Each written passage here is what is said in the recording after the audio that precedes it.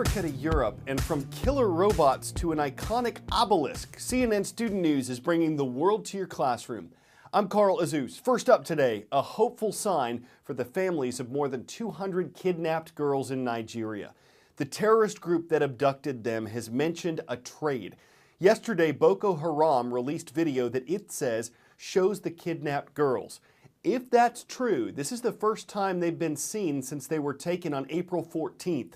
Boko Haram says they've all converted to Islam and that they'll only be released if the Nigerian government frees members of Boko Haram that it's holding prisoner. Nigeria says it'll consider all options for the girls' release and safe return home. Meantime, a CNN reporter visited the school where the kidnappings happened and spoke to a girl who escaped from the terrorists. This is a road few are now willing to travel. It's been one checkpoint after another. As we have traveled north from the Nigerian capital, Abuja, we've definitely seen evidence of the security reinforcements that the government's been talking about. But as we got further north, as we got deeper into the Boko Haram countryside, where they've been striking terror into the hearts of villages, much of that presence seems to have evaporated. Attacks by the militant Islamist group Boko Haram are constant in this part of Nigeria. But what happened in Chibok put the world on notice. In here, in these rooms, is where the girls were sleeping when armed men in what they describe as military uniforms came to their dormitory gate and told them that they'd come to protect them. The girls started to assemble in the yard as ordered to. They didn't realize who the men really were until it was too late. Over 200 girls dragged from their beds to be sold off as bounty. A message that the militant group's edicts on female education must be heeded. But a way also for big men with guns to make money off terrified girls. If indeed Chibok, I will never go again. You'll never go back to school? Yes. Because they made you afraid? Yes. Before the militants left, they destroyed everything they could. Textbooks, the library, the laboratory, their attempt to forever shutter this school. About 3,000 miles northeast of Nigeria, in the nation of Ukraine, some parts of the country are holding controversial votes. We've told you how Ukraine is divided. Some people, including Ukraine's new government, want closer ties with Western Europe. Some others want to secede from Ukraine and possibly join Russia. That's what a vote indicated in Donetsk, a region of eastern Ukraine. An election official said Monday that 90% of voters there support secession from Ukraine. But there were no international election monitors there for Sunday's vote, and officials from Europe and the U.S. say it doesn't count.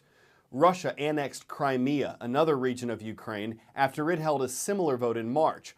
Russia says it's not interested in annexing other parts of Ukraine, but that it wants Ukraine to give its Russian-speaking population more power in the government.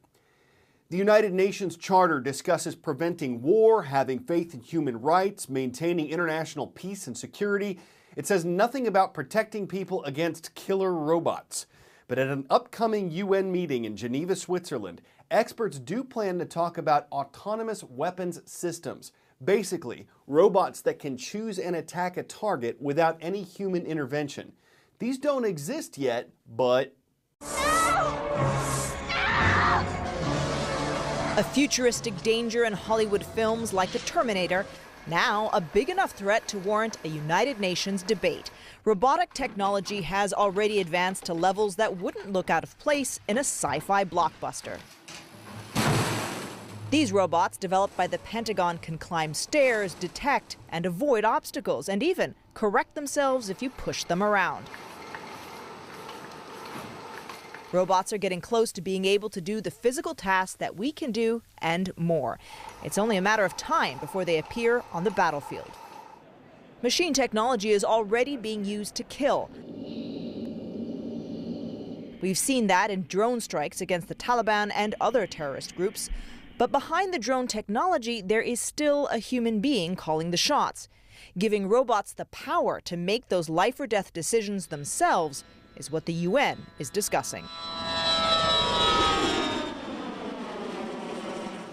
A computer's ability to analyze and think is improving all the time.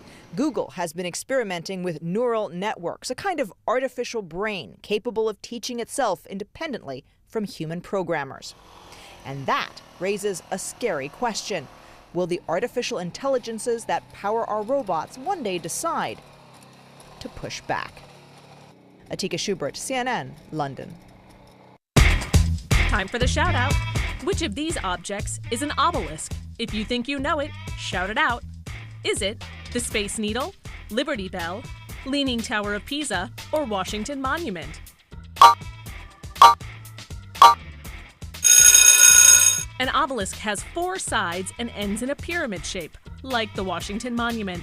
That's your answer, and that's your shout out.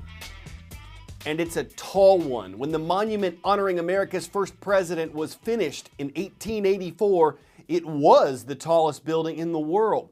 It's made of granite and marble, stone that doesn't have much flex or give when the ground shakes. That's why it's been closed to the public for 3 years, and yesterday was its grand reopening. For 3 years, crews have been restoring the Washington Monument to its original glory. Hard work, stone by stone, that's come to a long-awaited end. Now that the 555-foot obelisk reopens to the public. And we have one of the most spectacular views in America, and certainly the best view in Washington, D.C. And we're very excited to allow visitors back up at this level. It's been closed since August 23, 2011, when a 5.8 magnitude earthquake shook the marble and granite, sending debris flying. We had some initial reports that there may have been some mortar or even some stones that had come loose. The wide crack pictured in this National Park Service video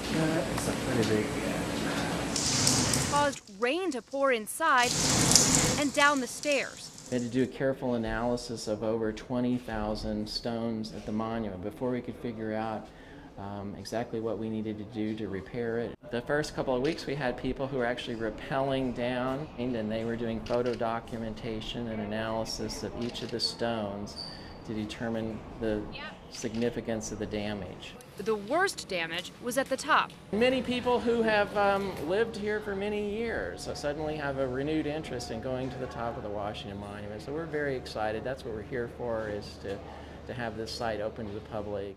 The $15 million restoration project, for a while, lit up Washington's skyline until the most soaring sight in the nation's capital was back to the way it should be. Erin McPike, CNN, Washington. Rolling across the American South in the CNN Student News roll call from the southwestern state of Arizona, the Bulldogs are online. We found them at Bogle Junior High School in Chandler. Good to see y'all in the Grand Canyon State. Now to Betsy Lane, Kentucky. The Bobcats are making roll in the Bluegrass State. Thank you for watching at Betsy Lane High School. And in the Peach State, the Jonesboro High School Cardinals are here. It's great to be part of your day in Jonesboro, Georgia. At Florida Atlantic University, there's a program that allows talented high school students to earn college credit for some of their courses. Grace Bush saw an opportunity and went for it. She earned her bachelor's degree just before she got her high school diploma. So while her friends are graduating high school, she's practically graduated college. She started the program at age 13 and worked through summers. Her parents encouraged her in part because they have 9 children and can't afford college tuition for all of them. Grace got her degree in criminal justice with a GPA of 3.8. Her next steps, she wants a master's degree, a law degree, and eventually a job as Chief Justice of the United States. Crayfish, crawfish, crawdads, mudbugs. Call them whatever you want, because there were plenty to go around at what's known as the world's largest crawfish boil. It happened Saturday in New Orleans. Where else? It was part of a fundraiser bringing in $40,000 to help the hungry. It was also a restaurant celebration of its 125th anniversary.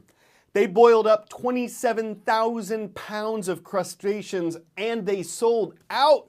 You could call that cray-cray. You could call that the crawdaddy of fundraisers, even if you don't like feeding on bottom feeders. If the thought makes your skin crawl, when folks cook up an idea to help others, there's just nothing crawfishy about it. I'm Crawlazeus for CNN Student News.